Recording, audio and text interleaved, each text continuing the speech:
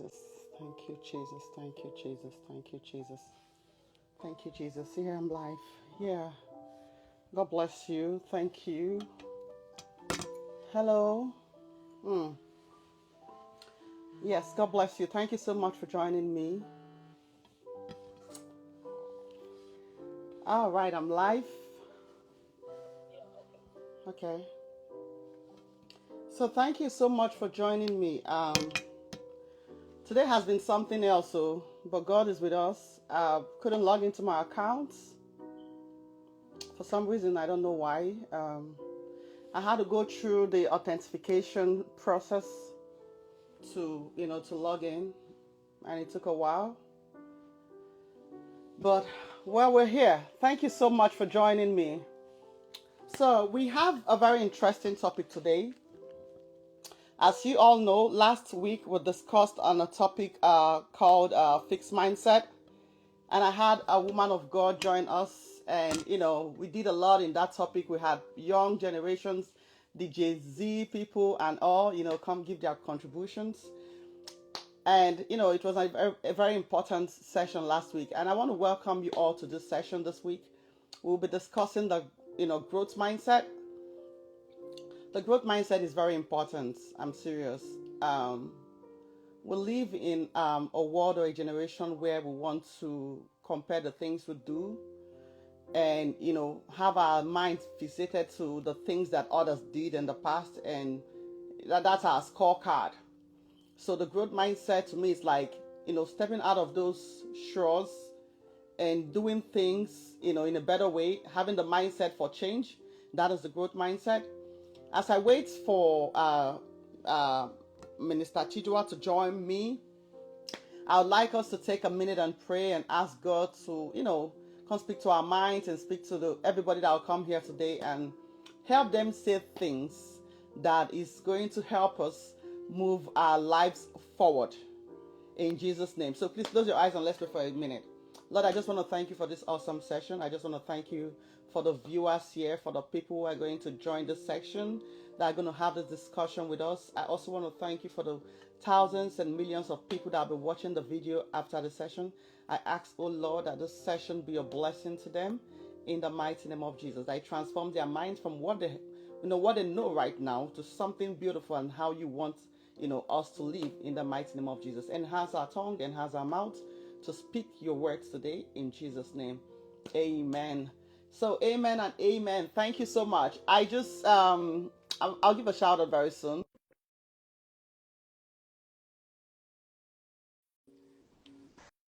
I would give a shout out to Bongo Official. God bless you.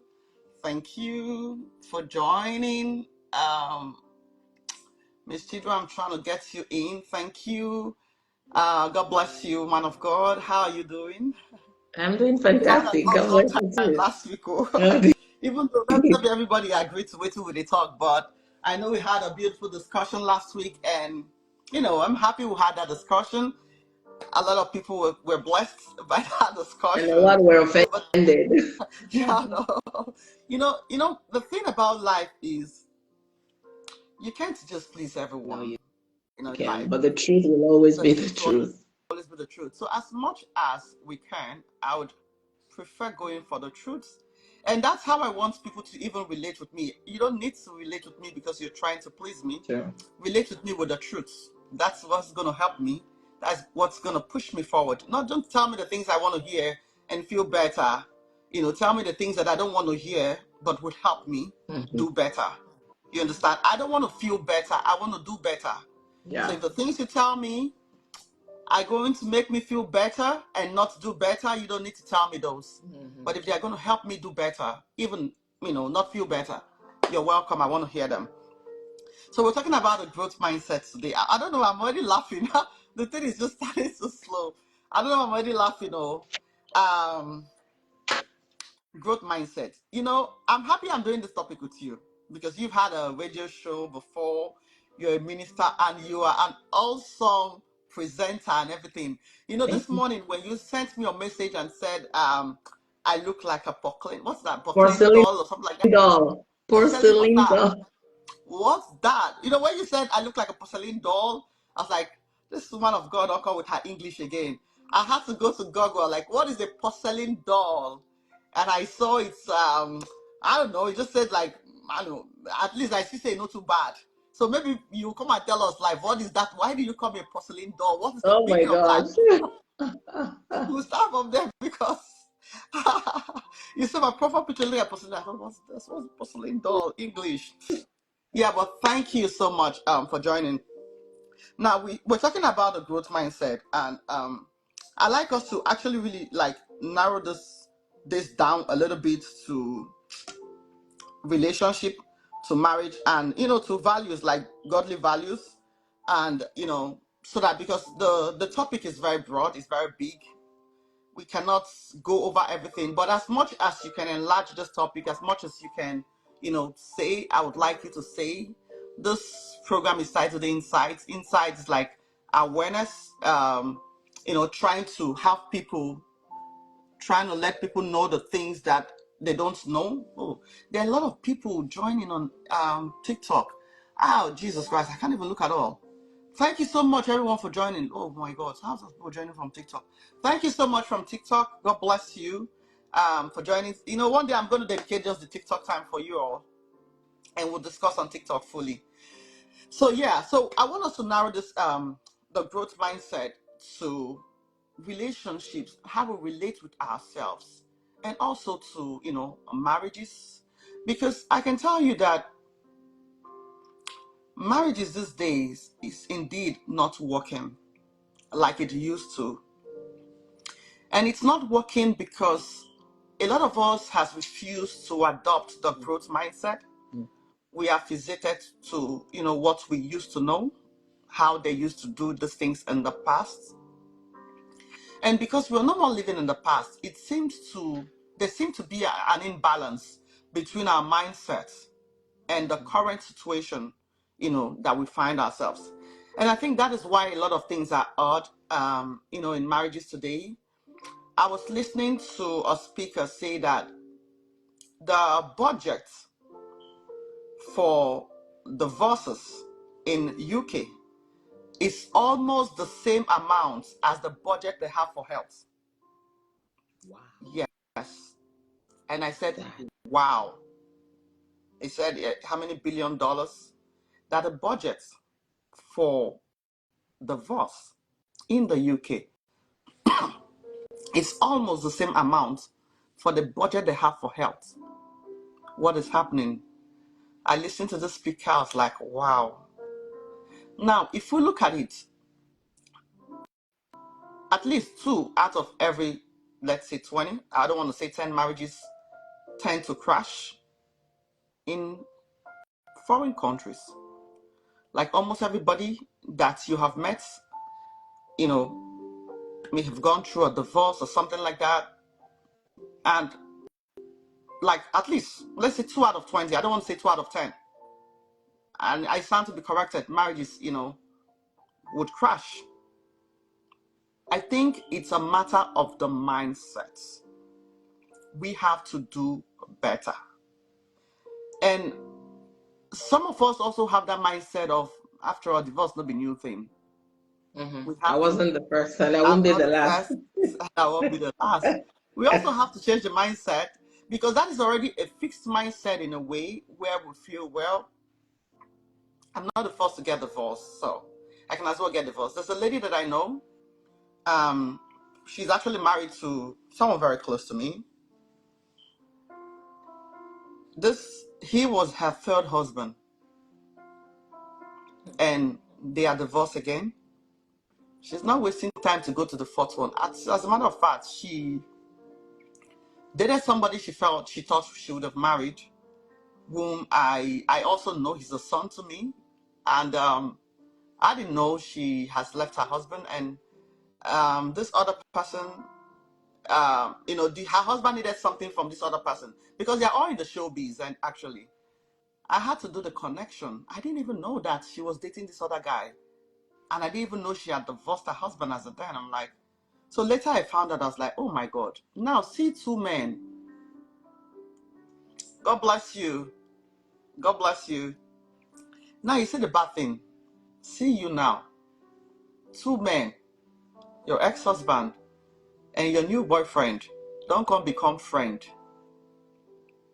I don't know.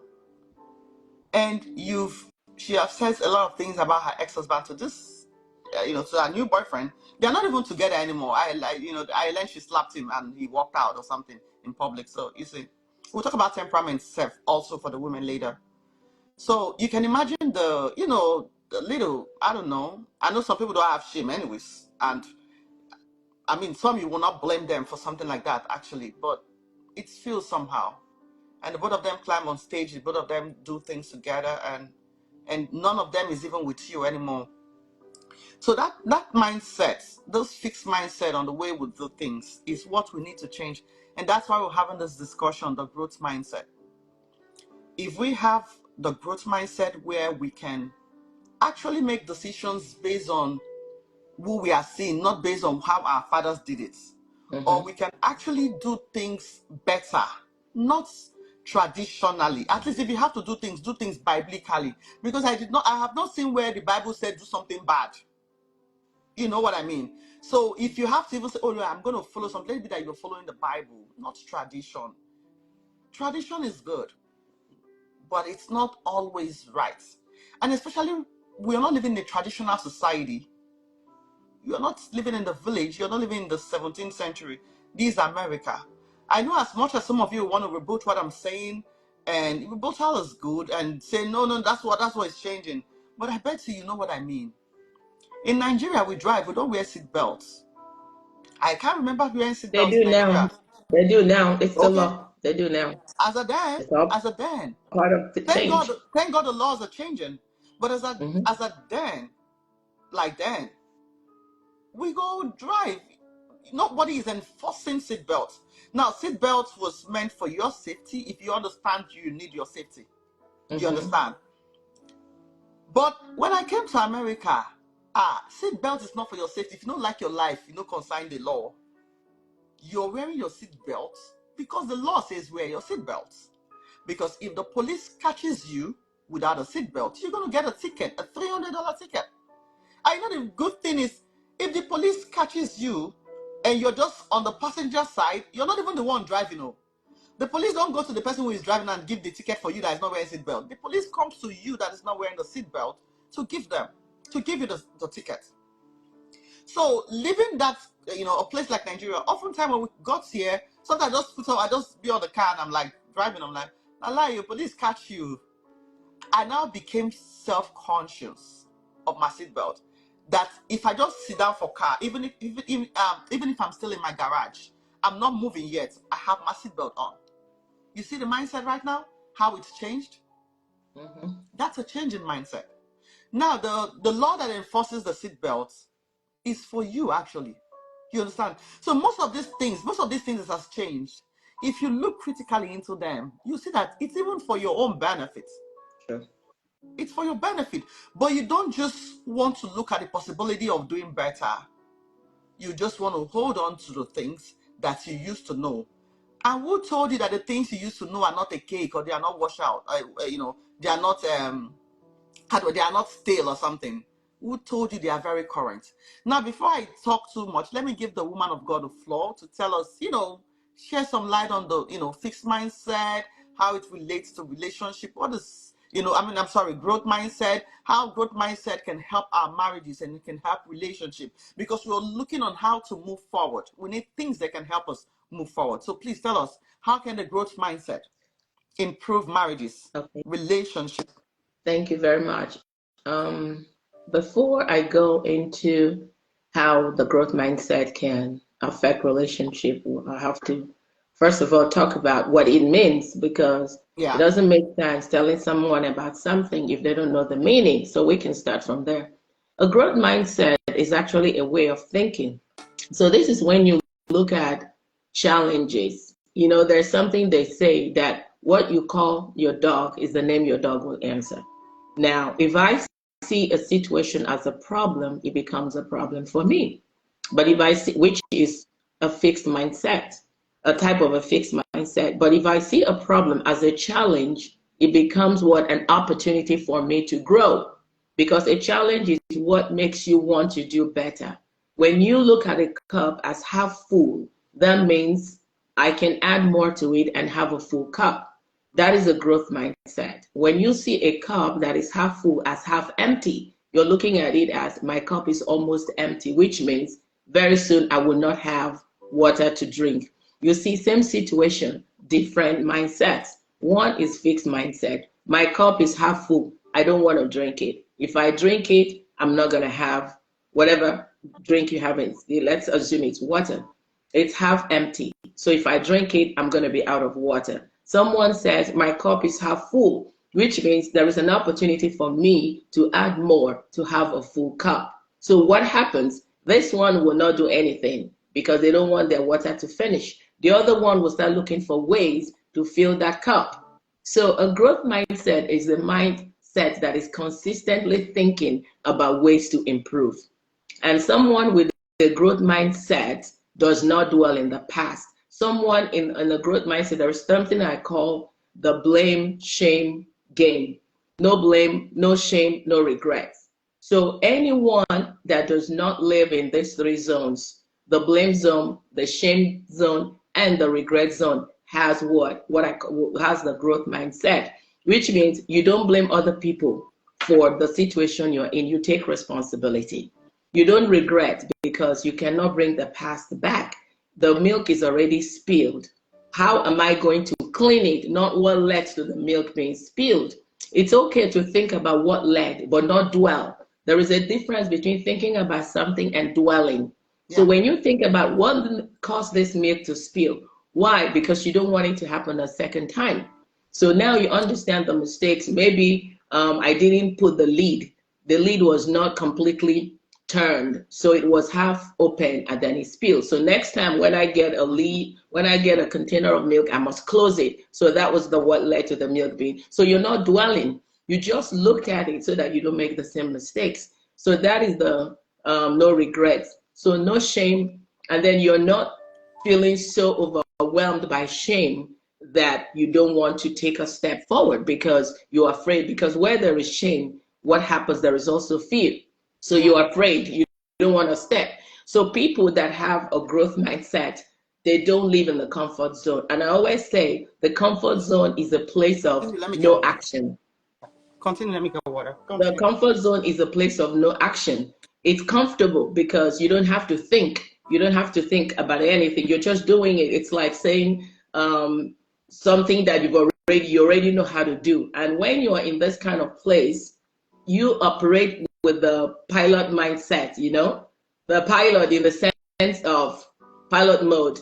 You already know, you don't have to think about it. Have you ever thought about a situation where you do something all the time, always doing the same thing, that sometimes maybe you ironed in the morning and then you don't even, then you're stepping out, you're thinking, I don't remember turning off the iron. And then you go back and you realize that you did turn off the iron. Why? Because your mind is now in the autopilot zone. There is no growth.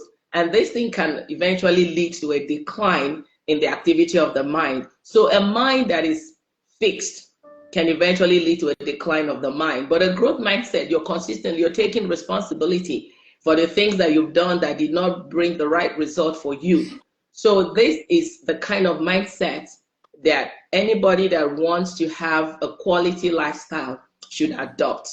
There are things that we did in the past, or there are some things we held on to in the past that may have worked because of where the society was at that time. But now that the society has changed, are those things still relevant? If those things are not relevant, why do you want to hold on to them? Is it because you're afraid of failure? Is it because you're afraid of learning new skills? Is it because you don't want to put in the effort? You don't want to put in the resources? That's why you want to hold on to something that was okay 20 years ago, but now they are no longer okay.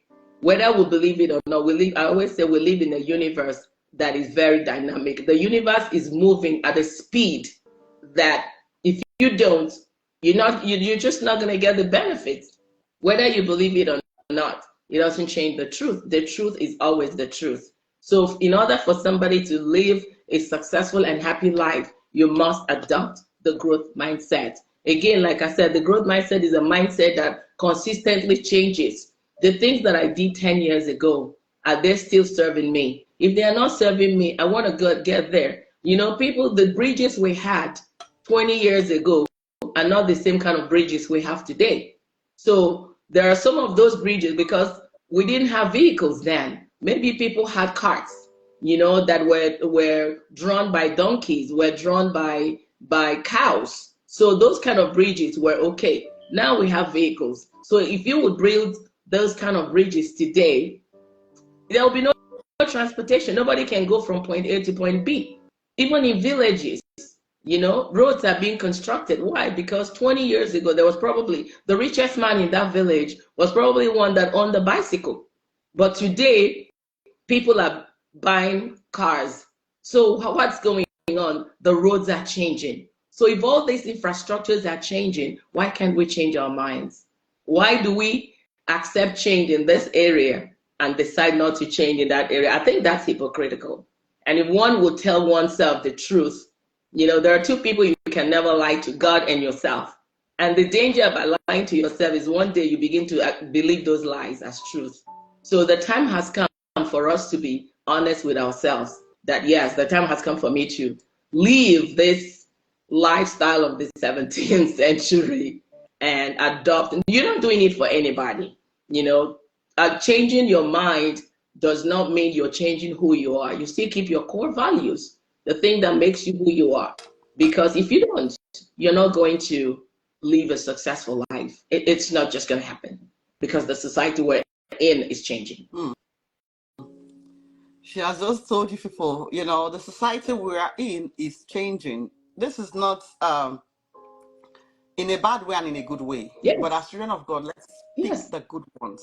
Yes, and unfortunately. Let's learn from the bad ones. And there's something I'm going to actually add, man of God. Oftentimes, I see that in marriages or in relationship, people actually pay more attention on the culture rather than the person involved. Mm-hmm. You need to pay attention to your partner more. Exactly. And not even the culture. Yes. I know and I've heard about so many men during a conflict in their marriages. They will say, this is not how Igbo women behave. Some will say, this is not how Calabar women behave. Exactly. This is not how Ogoja women behave. This is not how TV women behave. This is not how Patakoti. That is the problem. It is an issue in Africans living in diaspora and their marriages. They pay so much attention to the culture than the partner. Everybody you see is an entity of themselves, their own. Yeah. Some people can even be from this culture or this tribe and don't even behave like them. Exactly. In behavior and everything, they've messed up. So, so if you're expecting your wife or your husband to behave traditionally, you want to use the culture to judge them instead of studying them and understanding them. Like the Bible has told us. In short, let's even go to the Bible. Yeah. What did 1 Peter 3 verses 7? The Bible says, likewise, you husband, dwell with them according to knowledge and understanding. Dwell with them with understanding. Mm-hmm. You have to understand the person you are with. You have to understand your spouse if you're a man.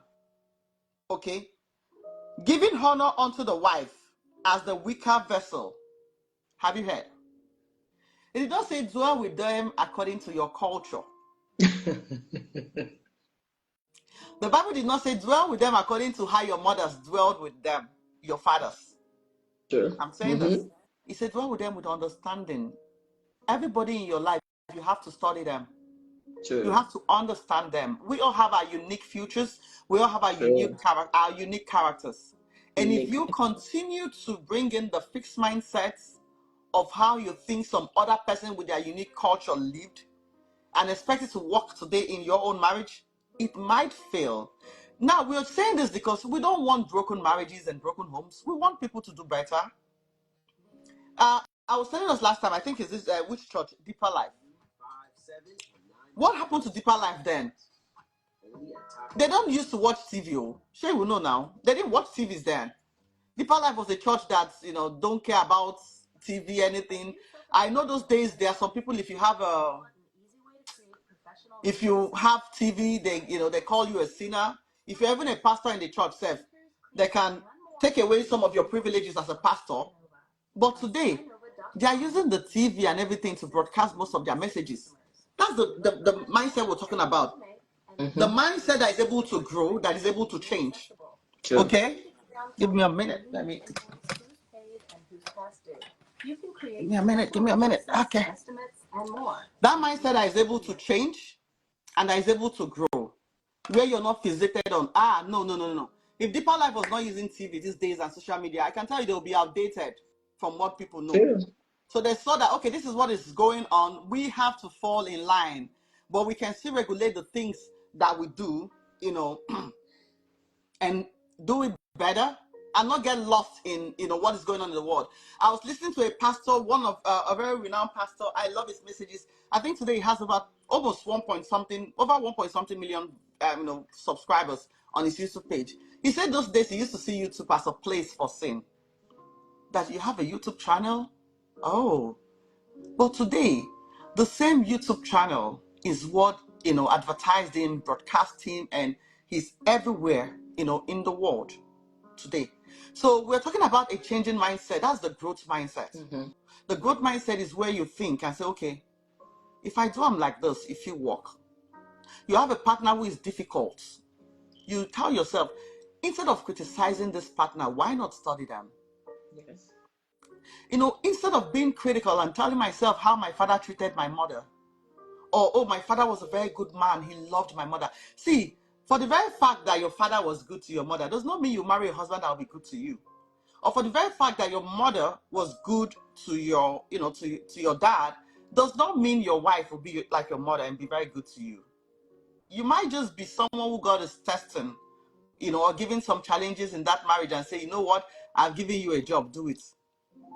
You're talking about long suffering. You don't even know which one God has given to you, sir, on this earth. God has given all of us something to test us on. Yeah. You cannot enter heaven if you're not tested with something. That's the truth. Some of them, your test might be in your marriage. Some of them, it might be with your children. Some of them might be with your health. Some of them may be with your job. Where is your test? Where is God testing you? I think sometimes you ask God, when you see that woman that is doing so much, just hold yourself, say, Lord, this is my test, I'll pass it. Or you see that husband that is overbearing, you just say, Lord, this is my test. I will pass it.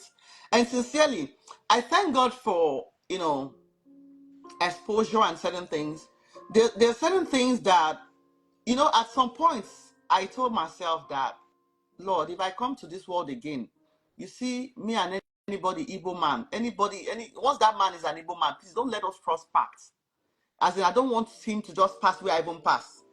Because I felt like I realized that, the way that most Igbo men treated their wives, I don't know, I felt like it wasn't too right. Because most of the challenges we have in marriages today, like 80% of people that will come to you with marital challenges are Igbos, especially the ones living in diaspora. I'm not going to lie to you. And within the African community, let's say within the Nigerian community, Igbos are the highest divorce, they have the highest divorce rate. Like within the Nigerian community, I'm not going to say African, than maybe the other tribes. Maybe because they are my majority here anyways. I think the Igbos are majority here. Igbos and the Yorubas, they are majority. But you see them with maybe... So like everybody that comes out, like sometimes when you want to listen to the man, or you want to listen to the woman, you would see you see pride in a lot of pride in what they are saying. And I'm like, God. And you see people are entitled to what they are doing. And I told myself, I said, God, I beg, in my next life, make it be like this. But I met certain people that actually changed their narrative. And I had to change my own mindset of what I think. And told myself, you know what? It's not a tribe thing. It's an individual thing. Exactly. It's never a tribe thing. It's an individual thing. You see this thing they call culture. It's not even visible. Like, it's not what you can hold your hands on. Like, culture just they own now. If it's now we they bring and come alive. Like, we're the one that gives it life. You know what I mean? We are the one that there's nothing like, oh, the thing is standing here looking at your culture. We are the one that use it as a yardstick for, to certain things that we do, in making certain decisions in life and all. And also, as in supporting what the woman of God said, is you cannot solve a problem with the same kind of thinking that got you there. Woman of God, am I right? Absolutely. If you have to Yes. solve a problem, you cannot solve it with the same kind of thinking that actually got you there. You have to rearrange. That's the growth mindset. You have to rearrange your thoughts, the way you see the things, the way you view those things. That's how you can solve the problem. Solving problems is specialized to individualities. For me now, I have my own problems, and you have to understand how to solve them. The woman of God here may have, her own and how your approaches on how to solve them. But if you think there's just this a central, this thing that can solve no, you cannot solve that problem with the same kind of mindset. You have to get rid of some kind of mindset. And those mindset I'm talking to you about is, for example, I've heard people who come to me and tell me that, do you know that when I have a conflict with my wife, she cooks, eats the food with the kids, and clean the pots before I get home? Is that actually right to do, woman of God? That No. because there's a conflict in the house, as a woman, you would cook. You will not keep for your husband, even though he did not give you the money to cook. You will cook, you will eat, and seriously.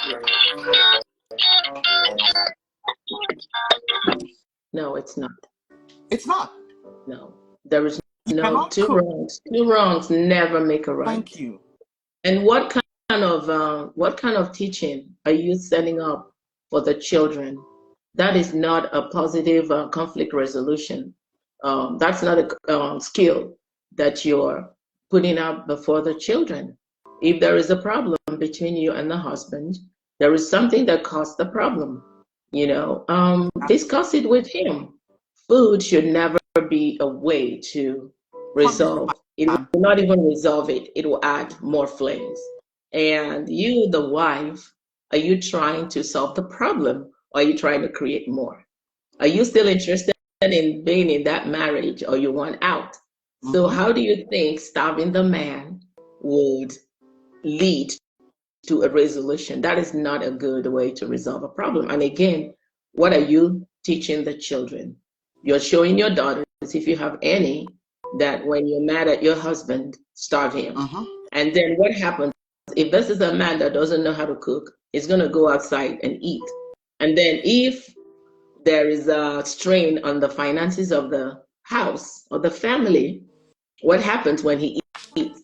And then, of course, the man is going to be angry and eat again outside and eat again. You're actually encouraging him to go out there. And then he starts cheating and you start complaining. So what if he has a friend and then the woman calls, oh, I just made this soup, come eat. I'm not trying to go into all those that, but I'll just saying is that it is very wrong. It is very wrong. Yeah. And there are some men too that if they are angry with you, they won't eat. They will not eat your food. That is also my father very that one. wrong. Yes. Then if he was angry, he will not eat the food.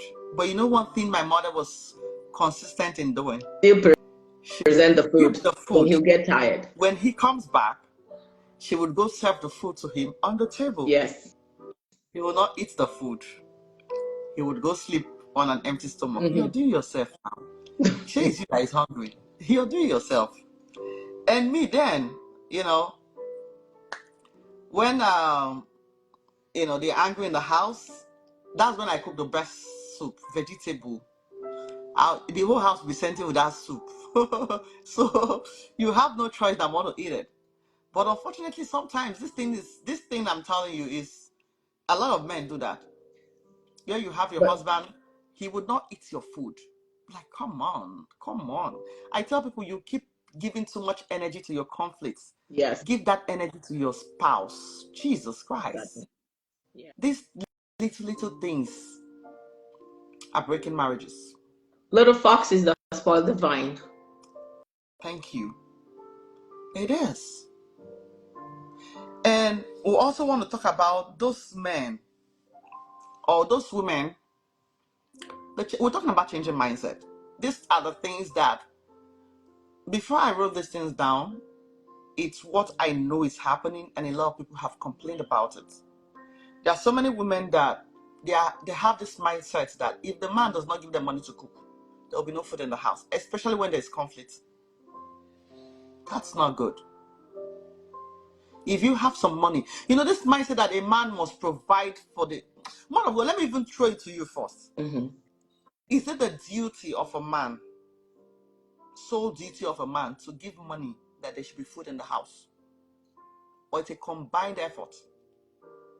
It is a combined. I know some women that will not buy as little as Maggie. Mm-hmm. I'm telling you the truth. I know some women that will not buy as little as salt. Yeah. To cook, except they get that money from the husband.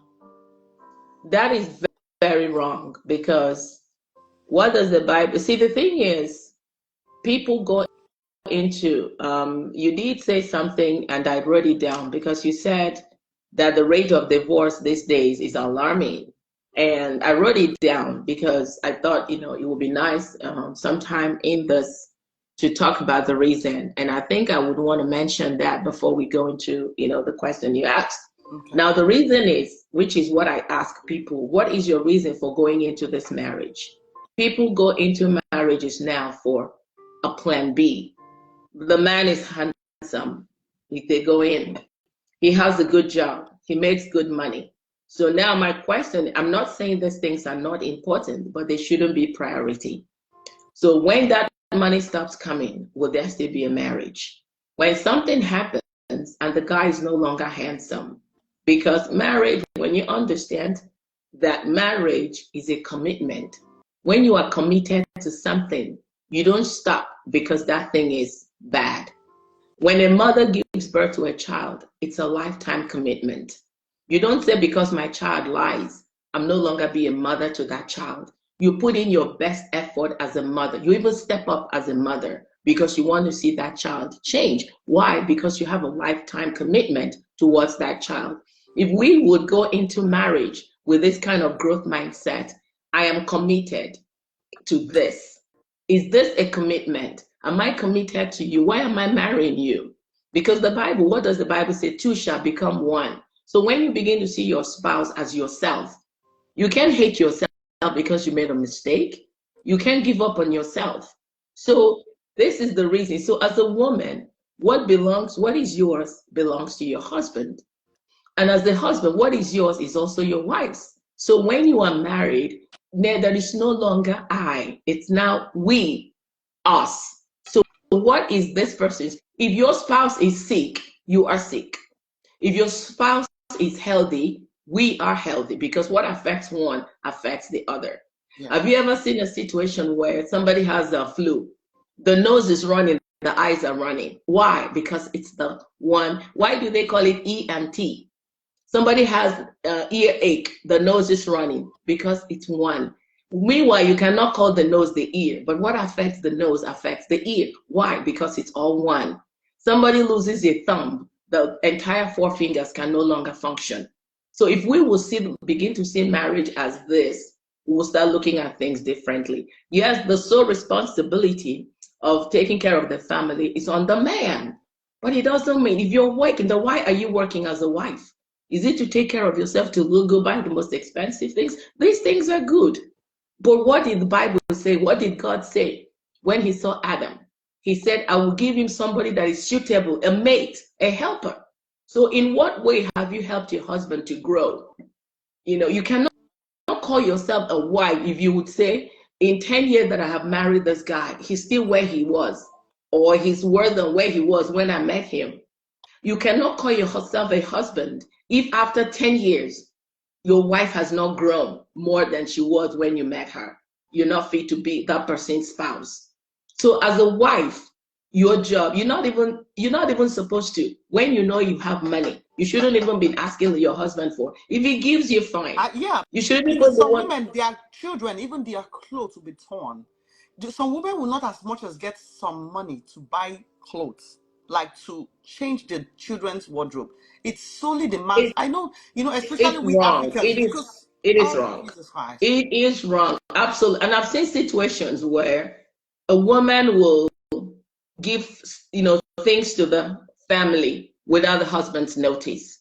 A husband will be doing stuff for his family. The wife does not know. This is a marriage that is not built on trust. So what got you together in the first place? Didn't the Bible say, can two work together except they agree? I should be confident enough to say, this is my husband. He loves me and he loves my family. This is my wife. I love her and I love her family, because both become what? One family. So I should be able to confidently sit with my husband and say, hey, my brother's business is not doing well. How can we help? And not send money. I have no right as a wife to send money to my brother without my husband's knowledge and approval. He has no right to do stuff outside of my knowledge. That is not a marriage that is built on transparency. And that marriage will eventually have cracks. They may not divorce, but there will be cracks. And once there is dishonesty in a marriage, it's only a matter of time. I have friends, I have heard a situation where women say, your money is my money, is our money. My money is my money. That is very wrong. No woman, Okay, let me even go there. nobody should have that kind of, I'm sorry? Let me even go there.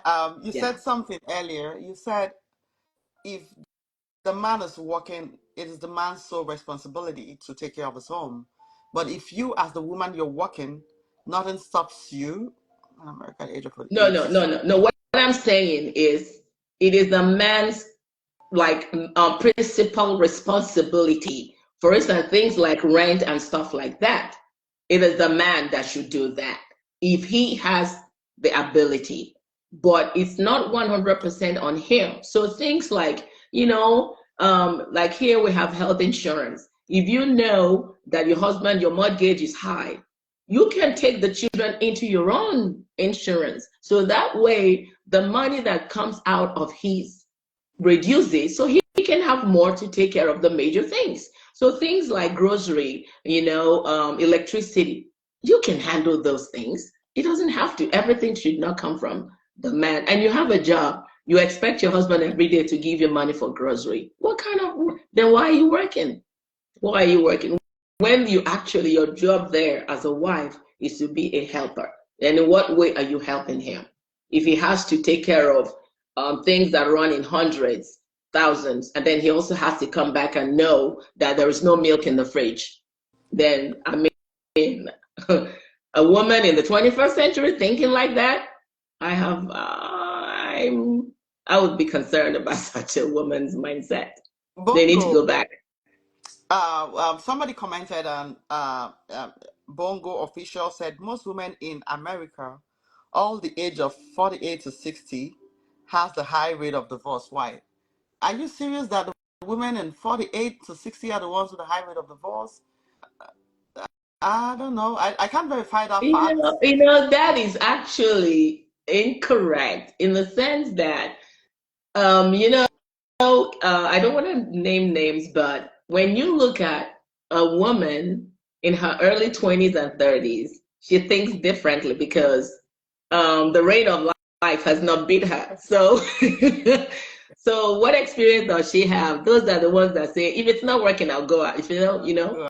But by the time, so the older you get, the more experience about life you get, and the more you realize that life is not a bed of roses. So what could have made you walk out of a marriage at 25, at 35 will not, because you know that there are better things, there are better issues. It's like someone holding on to, you're pursuing an elephant, and then you see a mouse squeaking by beside you. You're not going to look at that mouse. Why? Because you have a greater purpose you're going to achieve. So by the time you get to 35, you realize that your priorities have changed. So what would have made you scream and shout at 25, you wouldn't even blink an eye at 35. So I think I will find it difficult to believe that a 48-year women in that age category have more divorce rates than those that are younger. But at the same time, one thing I can also say, I don't know where he got his statistics from, but one thing that is that probably made such a person think like that is because someone, you know, in that age category will probably be in their second marriage. And the reason they say that by the time somebody gets to the third marriage, chances of that marriage collapsing becomes even higher. The reason is because by the time somebody leaves the first marriage, gets into the second marriage, sometimes they don't heal. They don't heal. They still carry the baggages from the first relationship into, because they jump from one into. So what happens, what one should do is, when a relationship, even if it's not marriage, when a relationship has crashed, both parties got in it together. So it's not 100% the other person's fault. Was there certain things I could have done better? Were there certain things was there a situation I could have been quiet instead of reacting? So what I'm trying to say is, what could I have done better? That should actually be a time to self-develop. So that, okay, what even made me attract this quality of a person in the first place? Is it because at that time I was at a low in my life? My self-esteem was not that high, which made people in this category come into my space. I have to self-develop, because the higher your frequency, your vibration is, the higher quality of persons you attract. So now your self-worth has increased. So now somebody you may have said yes to 5 years ago, you realize our core values are not the same. So, but when people don't take time, because sometimes some people are too afraid to be alone, so they jump from one relationship into another without healing, without realizing what of those things that went wrong in that first relationship. So by the time they go into the second relationship and they start seeing that they have not developed the skill to handle such a situation that will give them a better outcome. So now they are still in that, unskilled, not knowing how to react. So what happened? What do you think they would do? They will react exactly the same way they reacted in the first relationship. So what is the time frame? So somebody there is no time frame. The only thing is, so you're talking about you cannot move. So no, the only thing a marriage unfortunately ends. If I'm sorry? marriage ends, if a marriage there is no time frame, because what applies to A does not apply to B. You know yourself. Can this marriage end? If a marriage ends like this month, you have the divorce papers, everything signed this month, and then there's a man ready to get married to you in 2 months' time. No. Can you get married to him? Absolutely not. You give yourself at least 6 months, because it will take you that long to figure out what went wrong. It will take you that, you have to develop your problem-solving skills. You have to give your time. You have to love yourself first, because what happens when there is a divorce, there is also blame, there is shame and everything. So you have to give yourself time to heal. You have to give yourself time to forgive yourself and forgive the other person. These things must take place, because a wound has happened in the soul, and sometimes people don't do. There might be unforgiveness. You're so mad at the person. You may have gone into that relationship with the right, with the right mindset to love, be there till the end of your life. And then something like infidelity was what caused the divorce. So you're hurt. And then that's when you hear people say, men are the same, women are the same. There is hurt. So now you have to heal from that mindset, because if you don't, chances of you meeting somebody that will cheat on you are very high, because that is the energy you're releasing. Men are cheaters. So what do you think you're going to meet? People, because that's the energy you're releasing. Remember, your subconscious will only attract what if you now think. Meet a man that is condemning cheating and letting you know that cheating is a no-no? You're not going to believe him, because you said that's how they start. You're not going to. So the 6 months you said. I'm sorry. The 6 months, should it be from the 6 months you're talking of? Should the 6 months be from the day that you get the divorce signed, or from the day when people put in a divorce? That's not when they left their marriage. That's what I'm saying. counts. That's why I said when the hurt started, it's not about when the hurt started and you realize that, this marriage is not, and then eventually you leave. The divorce only was in paper, but you left before the divorce was finalized because there was an emotional shutdown. So when you know that you are ready to move on, it's an emotional thing. That's why I said the one person you should never like is yourself. You will know that, okay, right now I think I'm in a situation. I remember one time there was this lady she just started sharing stuff with me. She had just been through a terrible relationship. And then I said, I hope you give yourself time. She said, oh, I'm in this relationship now with it. I said, and how long has that been? He cheated on, she said 2 months. A month and a half later, she was out of that relationship again. I said, one thing I don't do is tell people I told you. And I said to her, what you need right now is self-care. What are those things that make you come alive? Just find yourself in a group of very supportive women that would help you, build, find something, if it's a skill, if you want to go back to school, but do something that would help you build. To just the woman or the man too? Both ways, because we're all human. It doesn't matter. The only thing is that people, the pain is different, even between one woman and another. So a man is a man. He has emotions. He has blood running in his system. So it's still the same way. There are good men out there that unfortunately end up with bad women. They get hurt. They leave a relationship. You still give yourself time to heal. So why I'm saying that person, where they're getting their statistics, might be that because those people go with those baggages without giving themselves that opportunity to heal, then they start comparing. Oh, he's doing it again. Mr. A did this. Now you're doing it again. But you forget that this is not Mr. A. But if you have given yourself that time, and that's why people lose good people, because this guy is doing everything within his power to let you know that he's not Mr. A. Give me an opportunity. Get to know me for who I am. That's how they start. They start by sugarcoating you. Then once you fall, you drop your defenses. Then you see the real person. But from day one, he is the real person. What you're seeing is exactly who he is. But because your mind is still clouded with your experience with the other person, you don't even see that this guy is real. So that's why, probably because they have been there before and now they didn't give themselves time to heal, then they now walk out again. That's probably where the person is getting his statistics from. But to say that women in that, the majority is a no, because they realize now that little thing like this will make me keep running out. I think it will be like childish or immature. I just wanted to react to what one of my daughters here said, Choma. she, she said, she said, she said, Mama, when I don't marry the good men, finish.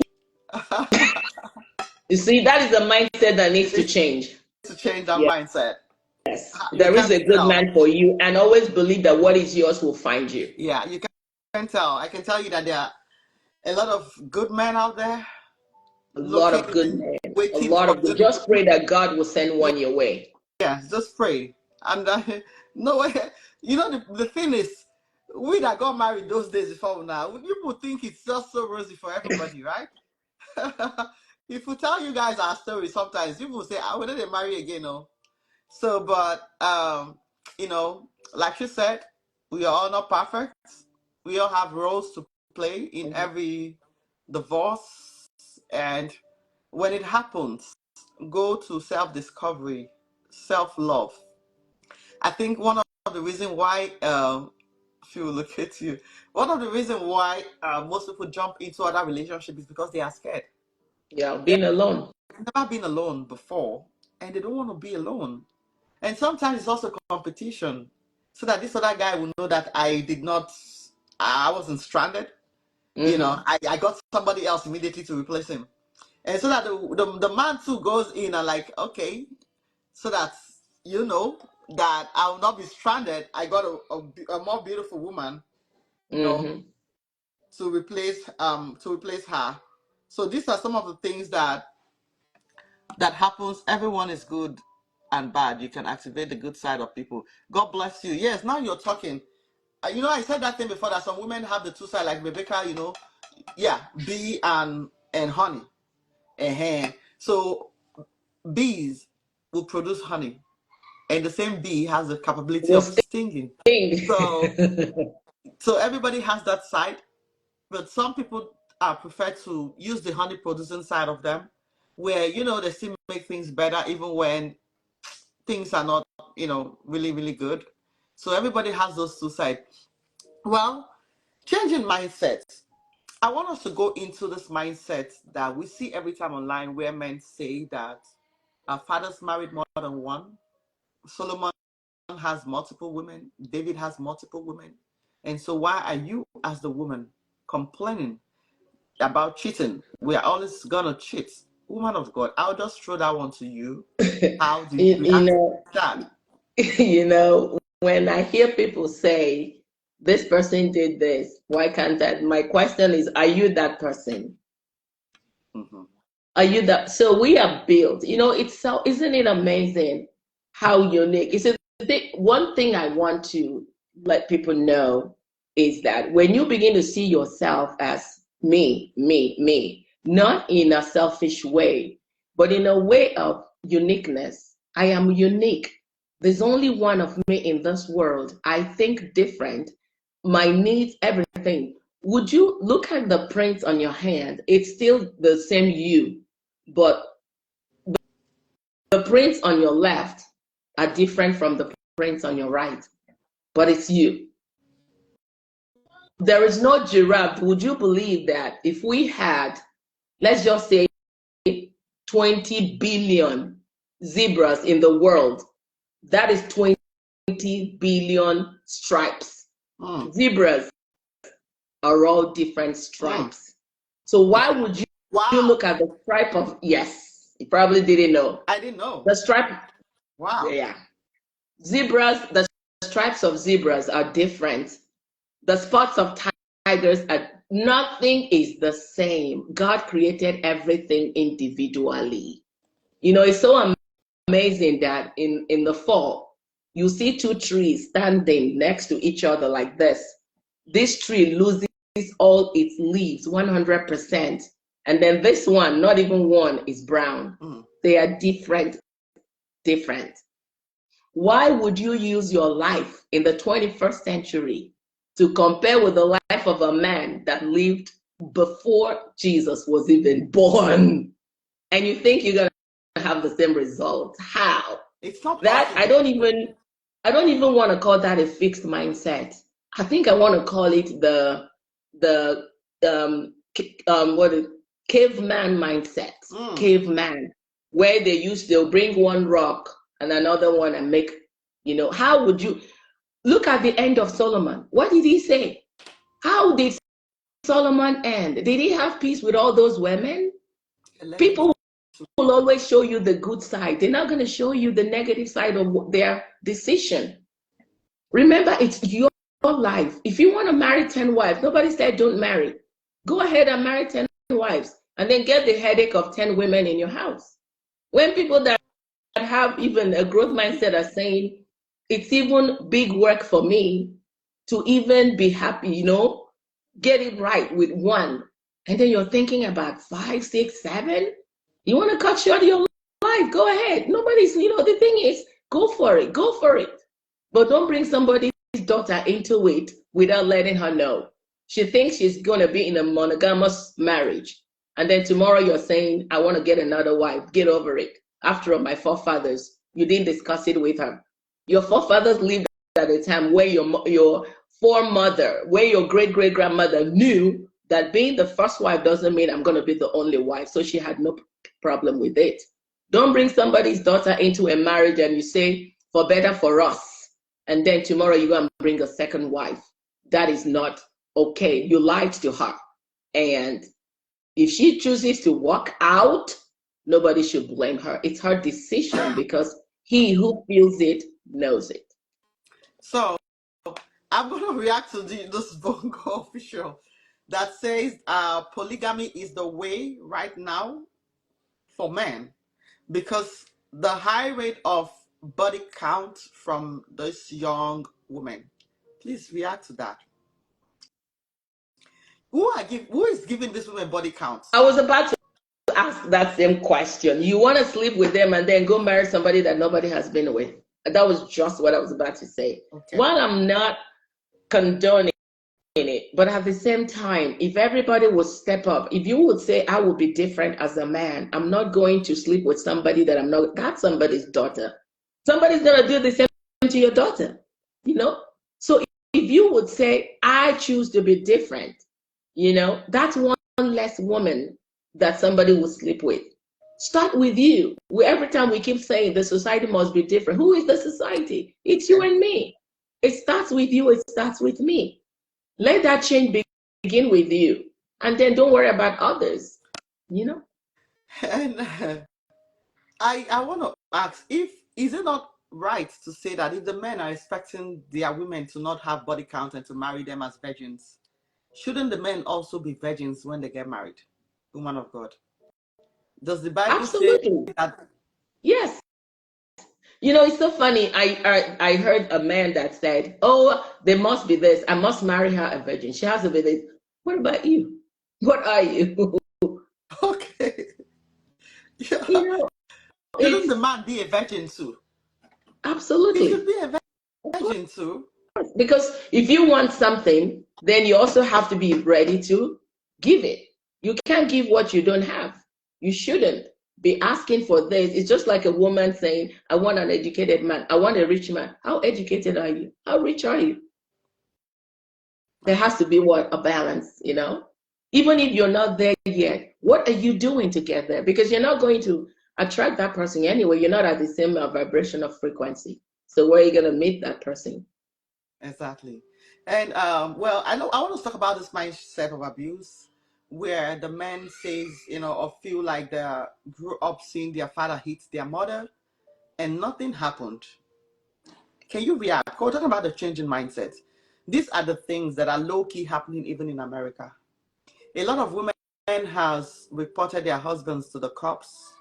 A lot of men are in jail or having custody issues, charges against them because they couldn't keep their hands to themselves. At some point, they were hitting the woman, thinking that, you know, just like in Africa, the women kept quiet and cried and went back to their parents. It's going to be like this. But now the society gives the woman the opportunity to call for help. How will you react to men, both in diaspora and Nigeria, who still carry this negative fixed mindset that you can hit your wife regardless of anything and hitting their wives? Okay.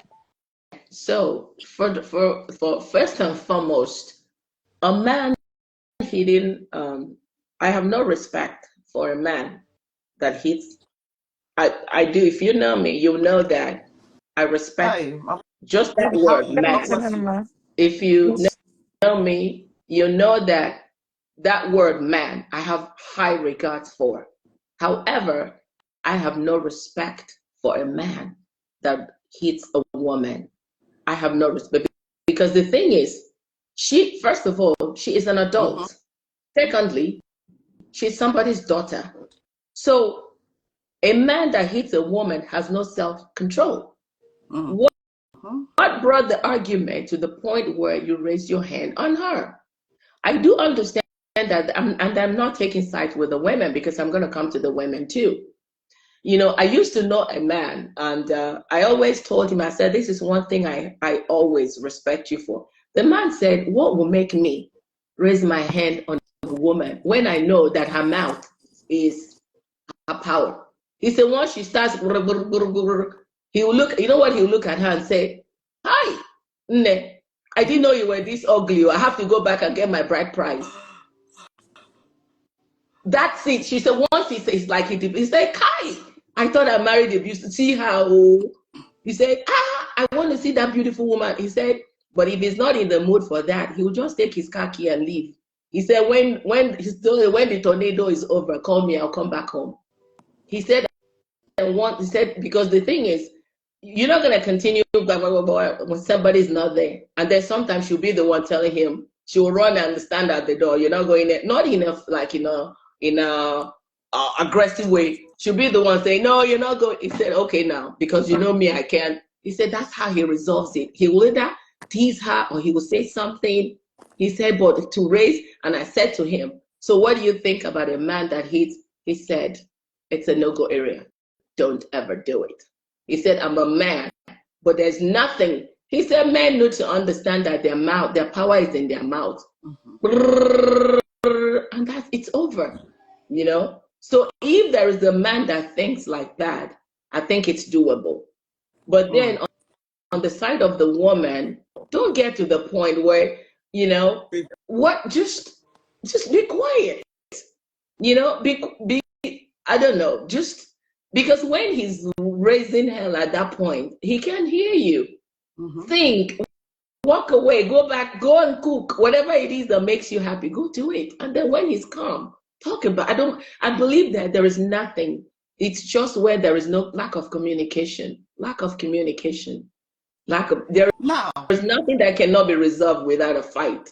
Fight does not resolve anything. I have a question now to ask. Is there any reason, or is there a situation of any kind where the man will be justified to hitting the woman? Is there any situation at all where if the man hits the woman, any situation where if the man hits the woman, at least he is justified for doing that?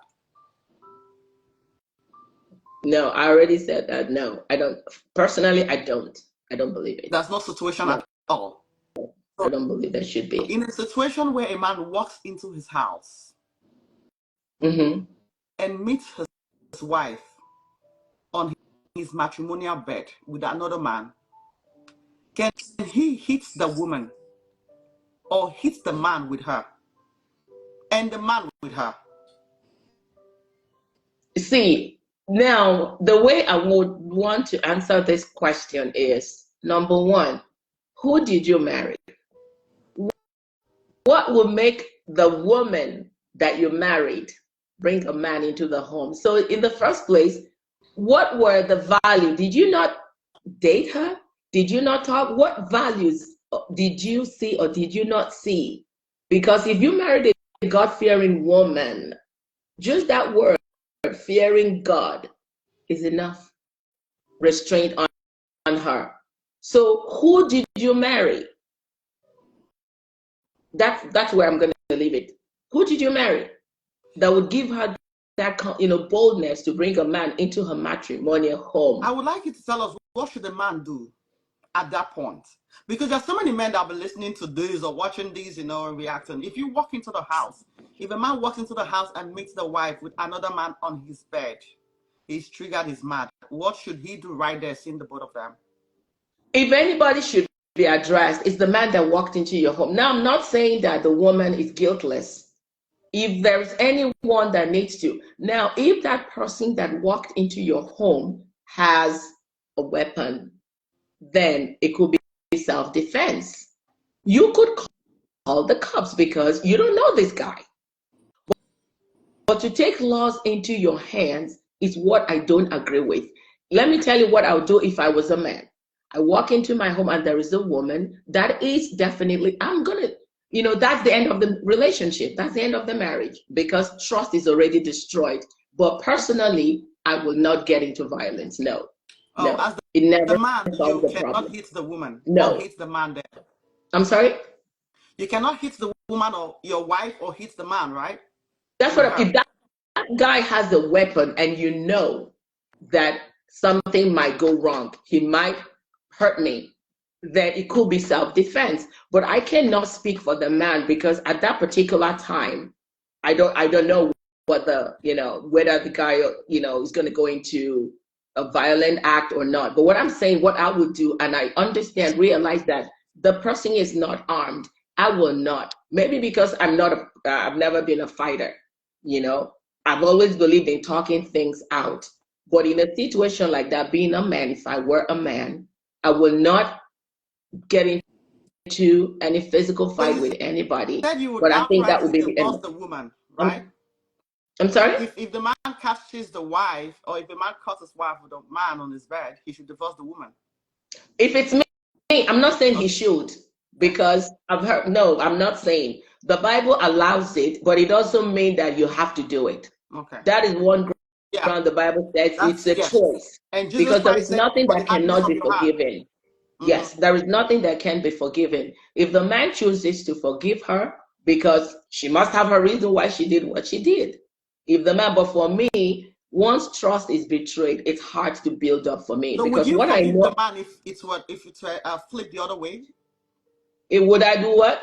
Would you forgive the man if, as a there are woman, you some walk into things. the man? There are some things that are not set in stone because I you might don't know the say yes. situation would. That's what I'm saying. I might say yes to a thing today, but then what led to it may be something that that, okay, there was a loophole. Maybe you allowed the enemy. Remember the Bible says when the hedge is broken, the thief will, what the serpent will strike. Was there, what could have led to this? Have you been an upset husband that maybe travels, or you've been working so many hours and this wife has been crying in so many ways? She's been left alone. You've left her vulnerable. And this is not the woman I know I married. That's why I said, who did you marry? This is not the woman. For her to have done this, something must have happened. Even when they catch a thief, they take them to court. The thief is still given an opportunity to speak. You don't just condemn. When you've exhausted everything and you know that you've played your part as a husband, then it's a betrayal. It's still a betrayal. But what I'm trying to say is, it's not something I can say today. No, I will not. Forgiveness is still going to be offered for your own healing. But will I stay in that? That is something I can't say. But what I know that I cannot do is like walk in there and start attacking somebody. I don't even think that will cross my mind. Thank you, and Word some of people God. I want to address may think it's foolish. It's okay. This This is something that is going to be an endless, because some people will say, I will kill the person and, I will kill both of them and whatever comes out of it. I think my destiny is too big for that kind of end up, No. Do you know that there are some men that they cannot even take a little bit of the pill they dish out? You see this guy here on this comment section, his name is Bongo Official. When we're talking, he's been the one saying polygamy is our nature. We should marry so many wives. But that kind of person will kill the man and the woman. Come and see what he just wrote right now. That if he catches his wife, that he would divorce 100%. And he went ahead and said, it is better to marry a witch than a cheating wife. You see what I'm saying? And then let's say amen to that. Let him go find one and marry. So people like that are these are people that are, these are actually people that are the problem with the society today. Yes, because they will not even take the pill they give others. You're part of the problem. You are the one saying marry so many wives, and now you say you prefer to marry a witch than a cheating wife. So you don't even want anybody to touch your wives that you want to marry. So what the hurt he gives somebody, he wouldn't want somebody else to give it to him. What kind of society is that? When you don't want to treat people like you want to be treated. Yeah. USM Logistics, God bless you. How are you? I'm doing fine, ma'am. Good afternoon. I want to ask you the same question I asked the one of God here. If a man walks into his house and catches his wife with another man on the bed, what should he do? Well, I would say that I believe the fair answer is, I know men cannot take what they dish, but like I commented on someone's page that spoke about something that you just said, and I said the devil that used men have used the lady. Because when we go to this, when these men do stuff, is the devil, and the devil is allowed to use anybody. If you can be used, the devil can use me. So meaning that if you are able to come to me and say, I cheated on you, or I caught you cheating, and I forgave you, and we're able to talk about it. Now, if the reverse is the case, we should also give the woman the chance if that's her first time doing it, right? Now, I know a lot of people want me to say, oh, divorce her immediately. For me personally, cheating is a no-go area for me. Whether be it a man or a woman, it's a no-go area, because this thing is a spiritual thing, and there's a lot of complication that always comes with it. But I feel like the Bible says that we should forgive 70 times 7. So I feel like, and the Bible says that love your wife as Christ loved the church, that he gave his only begotten son. So if you find your wife, if you catch your wife cheating, I heard of a story too one time that a man caught his wife cheating, and the man told the husband told the man, dress up and leave. Until today, they're still together. There you go. So it's just maturity is not by age. Some people don't have sense. Someone said that a woman's body is the temple of God, and the man's body is the temple of the gods. I don't understand. Or the Our, devil. I like that. so it's our body. The Bible says our body is the temple of God. It did not classify. It did not say, oh, a woman, our body. It says that we are all right to God. All of us, we are women to God. But in this earthly realm, there's a man, there's a woman. So at the end of the day, if as a man, you believe that you have the right to cheat as a woman, and I've always said it again, some women also have that same belief. Me personally, I reciprocate energy. Whatever you do to me, I will do it back to you. But I would already let you know before we even get into the relationship. So that is, you already know what you're signing up for. Because I believe in you wearing the same shoe that you put me in. You know how it pinch. So that when you are, whatever it is you are doing, have it behind the back of your mind. I told someone that I was talking to one time, I said, if you are cheating on me, have it behind the back of your mind, but there's a tendency that this girl is doing what I'm doing. And the person say, eh? I say yes. So you cannot, you cannot, you get irritated when you hear that I cheat, but you think it's okay for you to go ahead and do.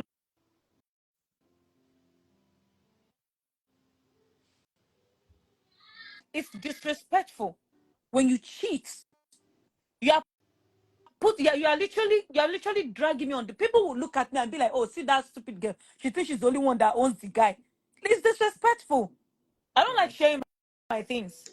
You understand, ma? So I believe but going back to your question, ma, it depends on the type of relationship that they have. And if you are a leader, you understand that followers, that is a wife that we will make mistake. As a leader, what you have to do is to continue to correct. Continue to look for a way to bet. Okay, what could have led this woman to cheat? What happened? Tell me. Am I not doing it better? What am I? Because a lot of times, women will not cheat on you because they want to cheat on you. It's because they are tired of saying the same thing repeatedly without getting attention. So as a leader, what are you doing that is wrong? It's not just having something in between your leg that makes you a man. Providing, what is it? So if I was to be a man, let's now say that, okay, I'm a man, no, and I caught my wife in the act. It has never happened before. I would sit her down and be like, okay, what is going on?